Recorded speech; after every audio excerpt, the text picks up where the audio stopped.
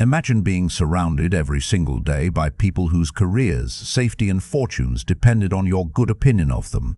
Senators who needed your favor, generals who needed your trust, household staff who needed to stay useful to you to keep their positions.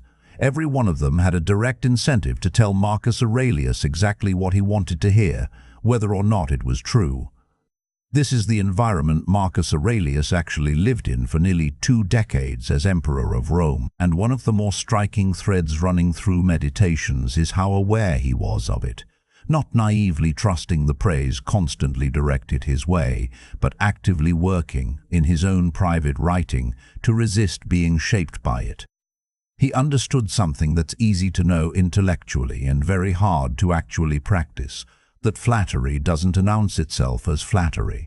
It arrives disguised as respect, admiration, and agreement, which is exactly what makes it dangerous. Marcus opens Meditations, in fact, with a long list of people he was grateful to: teachers, family members, mentors, and among the qualities he singles out for praise repeatedly is their honesty with him, specifically their willingness to correct him or disagree with him rather than simply telling him what he wanted to hear. This wasn't incidental. He seemed to understand from a young age that the people who told him uncomfortable truths were doing him a genuine service that flatterers never could. The Stoic suspicion of praise wasn't really about praise being false, necessarily. Sometimes praise is entirely accurate.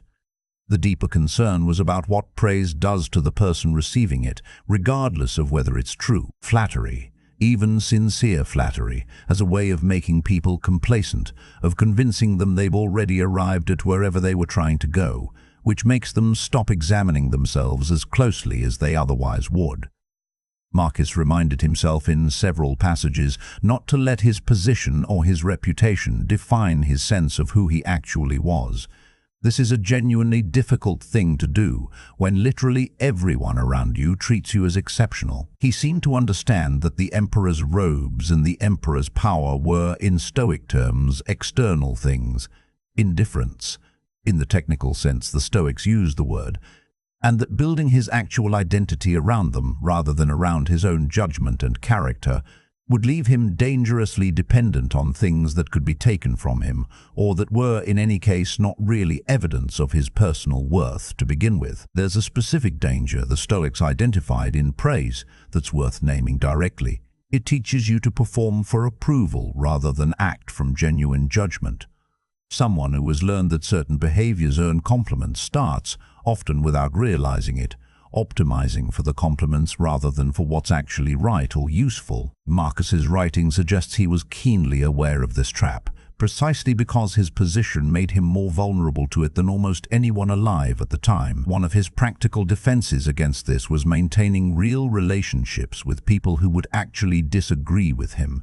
Mentors like Junius Rusticus, a Stoic teacher he credited with introducing him to Epictetus's teaching, and whom he described as someone who taught him to recognize and resist flattery specifically. Surrounding himself deliberately with people willing to tell him uncomfortable truths was a structural solution to a problem that pure willpower alone couldn't fully solve.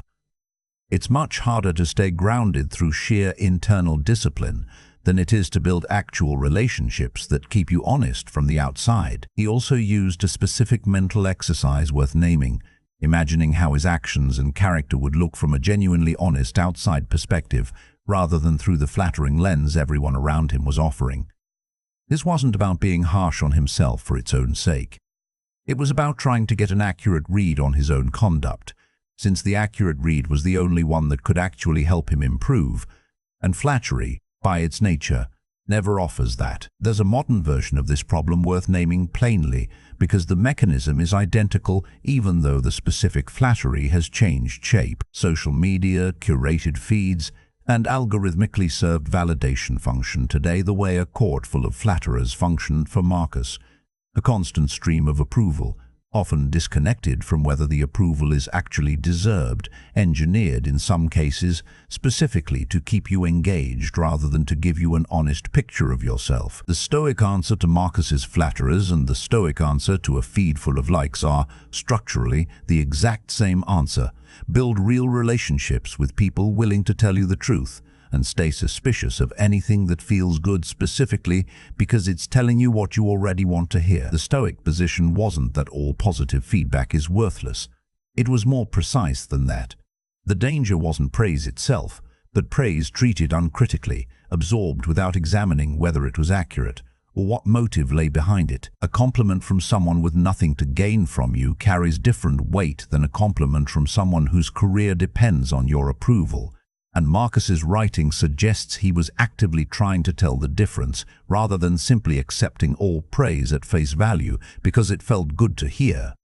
There's a kind of quiet discipline in this that's easy to overlook because it doesn't look dramatic from the outside. Refusing to be flattered isn't a single decisive act. It's a habit of ongoing skepticism applied every single day to people who have every incentive to tell you exactly what you want to hear. Marcus Aurelius held the most flattered position in the ancient world, and by his own private account spent decades actively working against the natural pull of that flattery. Not because he distrusted people categorically, but because he understood with real clarity how easily even sincere praise can quietly reshape a person's judgment if it goes unexamined for too long. There's a simple practical test worth trying, drawn from the same instinct that drove Marcus to surround himself with honest mentors. The next time someone compliments you, particularly someone whose opinion of you affects something they want from you, pause before absorbing the compliment fully and ask two quick questions.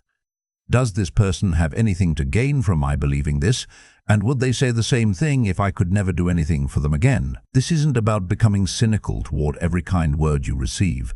Most compliments are perfectly sincere, and treating everyone as a manipulation would be its own kind of distortion. The point is simply to build the habit of checking, rather than absorbing every piece of praise uncritically the moment it arrives, which is exactly the habit Marcus was trying to maintain despite living in a court practically designed to prevent it. It's also worth applying the same scrutiny in reverse, to criticism rather than praise, since the Stoics were just as wary of over-trusting harsh feedback as they were of over-trusting flattery. Someone criticizing you also has motives, sometimes legitimate concern for your well-being, sometimes jealousy, sometimes their own unrelated frustration finding a convenient target. The goal in both directions was the same: judge the substance of what's being said on its own merits rather than simply accepting or rejecting it based on how the words made you feel in the moment. Marcus Aurelius, surrounded by more flattery than almost anyone in history, seemed to understand that this kind of discernment wasn't a skill you develop once and keep forever. It was a daily practice, applied fresh to every new compliment and every new criticism, for as long as people kept having reasons to offer you either one.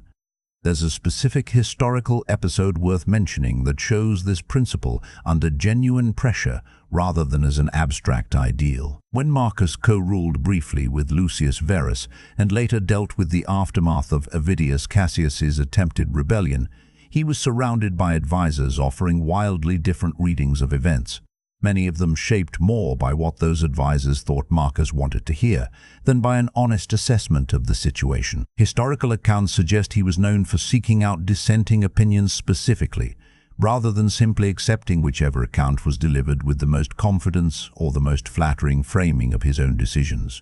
This wasn't a natural inclination so much as a deliberately built habit, consistent with the same discipline visible throughout Meditations. Actively working against the current of flattery, rather than assuming his own good judgment would filter it out automatically. It's worth noting, too, that this habit of distrusting easy praise extended to how Marcus seemed to view his own achievements as emperor. Meditations contains remarkably little self-congratulation for a man who had, by any objective measure, held the empire together through genuinely difficult circumstances.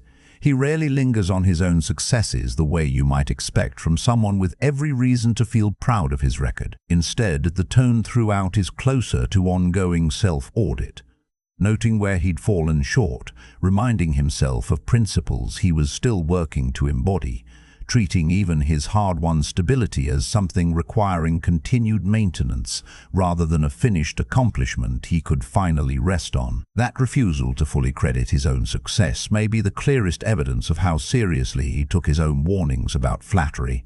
including, perhaps especially, the flattering story he could have told himself about his own reign. Subscribe for the next episode. We'll cover Seneca's surprisingly sharp distinction between real friendship and the kind of relationships most people mistake for it.